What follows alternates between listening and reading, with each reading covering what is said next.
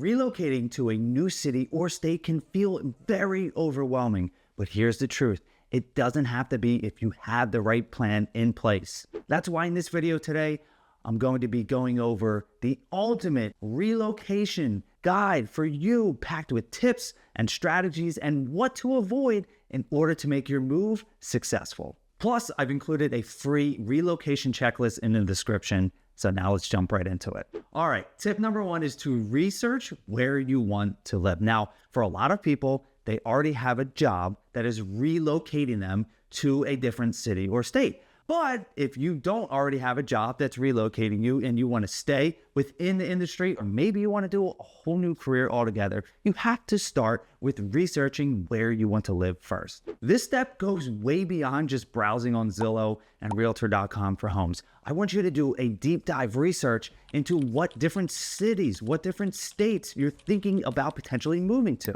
And you have to really get the full picture of what life is going to be like there. And here are 3 actionable steps that you can take in order to do so. Number 1 is explore certain cities or neighborhoods online first. And now it's great because we have tools like Google Earth, so you can actually get a visual of it. And then you have to do a little bit more research into how close are the local amenities, how close are grocery stores, how close are the doctors and hospitals and things like that. Number 2 is join a community forum, specifically on Facebook. I've generally found that they're the best ones, but you can also look at sites like nextdoor.com. I myself run 2 Facebook groups of almost $28,000 for right here in Chester County, Pennsylvania, and for specifically where I live in Downingtown, Pennsylvania. And I can say, without a shadow of a doubt, there are always people that are joining because they're thinking about relocating and they want to get a feel from the area. And the best way to do that is to talk to people who actually live there. And then number 3, you have to look at the walkability or the lifestyle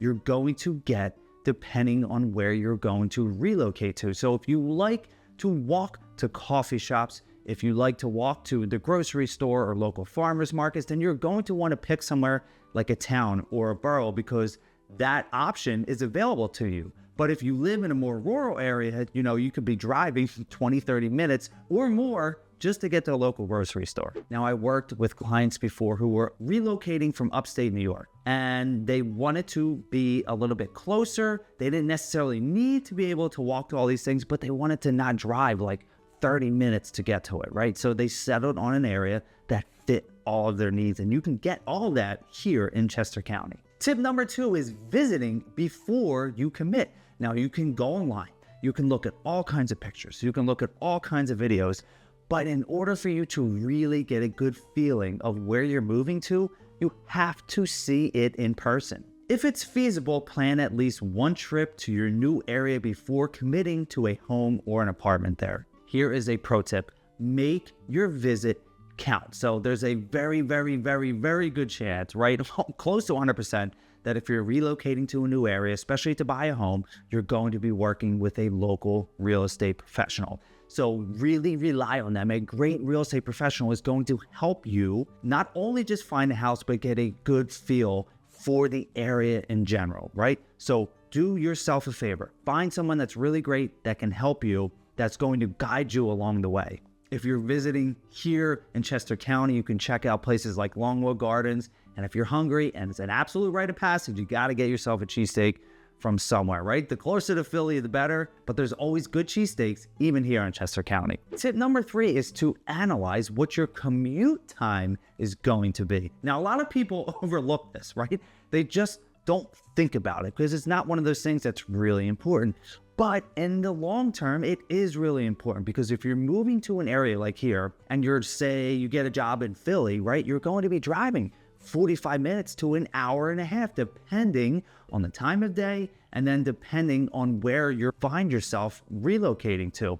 So make sure that wherever you decide, you do a Google Maps search at 3 different times a day. You want to do it in the morning, during rush hour, in the afternoon, just to get an idea when it's not as busy, and then obviously in the evening during rush hour again. I helped a couple relocate here before, and they weren't really too concerned about the drive. And then we were looking at homes that were in like the really northern part of the county where the drive was going to be like 50 minutes each way. So they thought to themselves, is this really what we want? And then they decided, no, they found somewhere that was actually within 10 minutes each way, right? So that made their commute way easier, and it made their life way better, because if they were commuting, an hour and 40 minutes a day, that becomes pretty miserable, right? So make sure you do your research on commute times. Tip number 4, and I have to be really careful with this, is to do some research into crime rates, right? And I'm not going to say anything specifically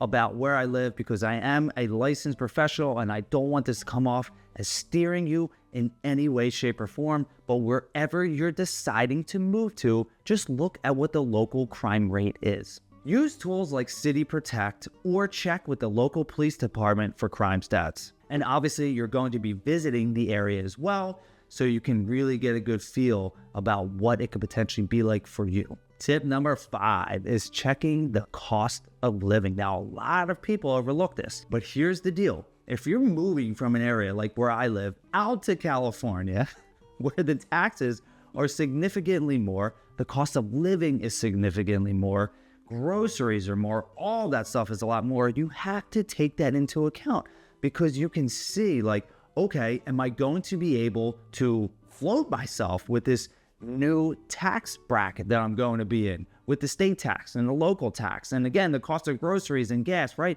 It's crazy. You have to do a little bit of research into what the cost of living is like. Housing costs are just the beginning. You'll also want to factor in utilities, groceries, transportation, and even property taxes. And here are 3 hidden costs that you might not think about as well. HOA fees, utility rates, and state taxes, right? These 3 things, they can sneak up on you. So do a little bit of research into them to get an idea of what you're potentially going to be paying wherever you're deciding to relocate. Tip number 6 is figuring out your job situation. Now, you might be in a position, again, where your job is relocating you to a different office or a different plan or what have you. So you have that figured out. But the job situation, the local economy, is very important. So here in the greater Philadelphia area, we're very blessed. We have a very robust job economy. Pretty much any kind of industry you're looking for, you can find a job or a career here. So make sure you do a lot of research, because this is very important, right? This is how you're going to sustain yourself. This is how you're going to support yourself and your family. So make sure you do a lot of research to see if your career or whatever field or industry you're in is vibrant and well off wherever you're relocating to. So tip number 7 is decluttering before you move.